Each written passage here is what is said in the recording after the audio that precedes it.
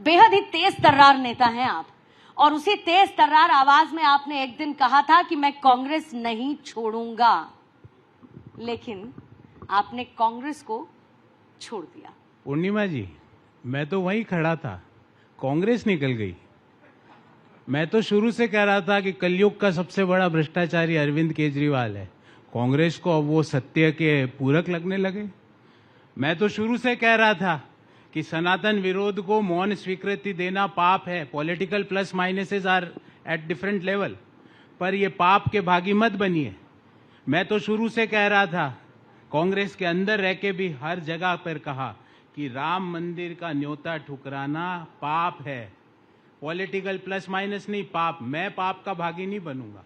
और आपको बताऊं पूर्णिमा जी, हर बजट पर मैं कांग्रेस की तरफ से प्रेस कॉन्फ्रेंस करता था।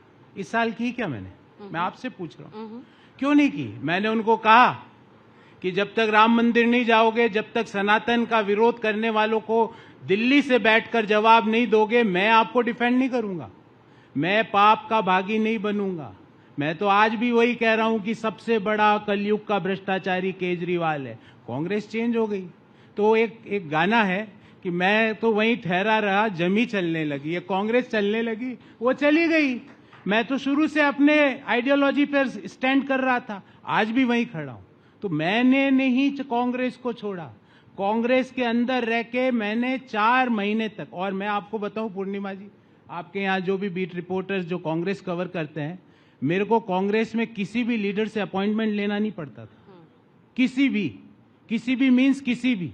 जो चिट्ठी मैंने 4 अप्रैल को दी, वो 4 महीने पहले उनको जाके दी थी कि साहब ये चीजें हैं। मैं साहब रोज शाम को टीवी पर बैठकर भारत के वेल्थ क्रिएटर्स को गाली नहीं दे सकता हूं। मैं साहब रोज टीवी पर बैठकर आपकी बनाई गई नीतियों को गाली नहीं दे सकता हूं। मैं रोज टीवी पर बैठकर भारत के प्रधानमंत्री को माता की और पिता की गाली नहीं दे सकता हूं। और आप भी कर रहे हो, वो पाप है। उससे वोट नहीं मिलेंगे, उससे 44 से 24 पर आओगे। पर नहीं माने। अब मान लो नहीं माने तो मैं तो पूर्णिमा जी, मैं क्यों पाप का भागी बनूं?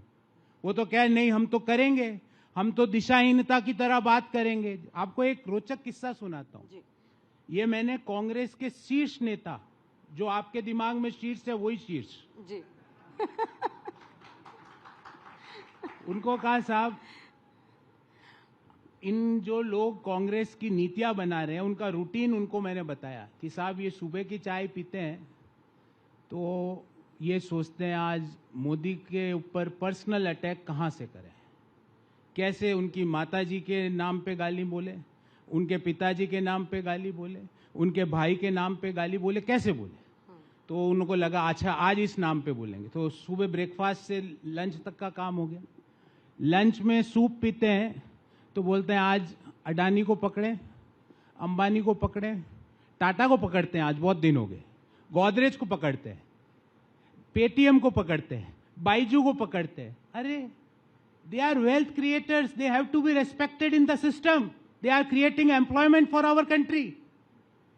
और शाम को जो सूप के साथ या जो तरल पदार्थ के सेवन के साथ चर्चा करते हैं वो मैं आपको नहीं बता सकता।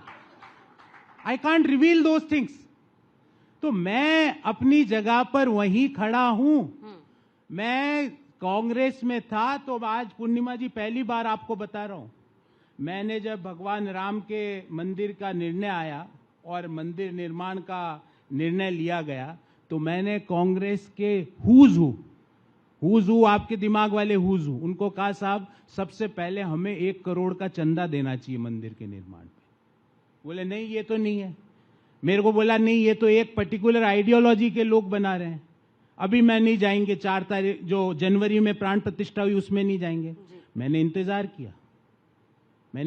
किया पर मैंने उस दिन भी उनको कहा कि साहब आप अमेठी में न्याय यात्रा लेके चले गए।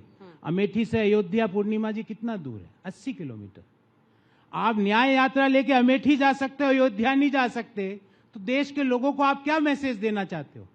देश के लोगों को आप ये मैसेज देना चाहते हो कि हमारा भगवान राम से कोई लेना देना नहीं, मेरा उस पाप में कोई कंट्रीब्यूशन नहीं।